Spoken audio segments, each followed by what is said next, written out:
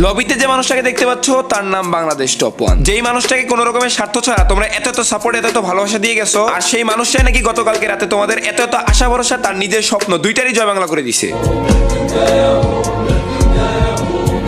আমি ঠিকই বলতেছি, বাংলাদেশে এত বছর পর এত বড় একটা অফিসিয়াল টুর্নামেন্ট, এখানে যদি আমাদের চ্যাম্পিয়ন হওয়ার স্বপ্ন থাকে 100%, তাহলে তোমাদের আশা ভরসা এবং সাপোর্ট এটা ছিল আমার থেকে কয়েকশো গুণ বেশি। বাট ফলাফল হিসেবে আমি তোমাদের দিতে পারছি 0-0-0।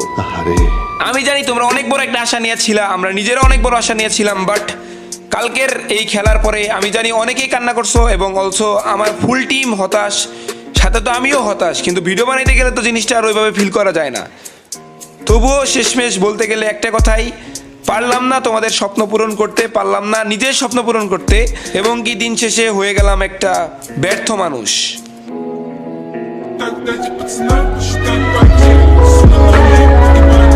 এত ব্যর্থতার মাঝেও যদি সফলতার একটা গল্প বলি, তাহলে বলতে হবে এই টুর্নামেন্টে মোটামুটি আমরা শিওর ছিলাম যে আমরা ভালো কিছু করতে পারবো, বাট আমরা কিন্তু তা করতে পারি নাই, মানে আমরা হয়ে গেলাম লুজার। বাট তোমরা কিন্তু তোমরা তোমাদের দিক দিয়ে সফল, তোমরা যাকে সাপোর্ট করছো, তোমরা যাকে বেস্ট কন্টেন্ট ক্রিয়েটর বানাইতে চাইছো, তোমরা যাকে বেস্ট কন্টেন্ট ক্রিয়েটর অ্যাওয়ার্ড দিতে চাইছো, সে কিন্তু বেস্ট কন্টেন্ট ক্রিয়েটর অ্যাওয়ার্ড পেয়ে গেছে।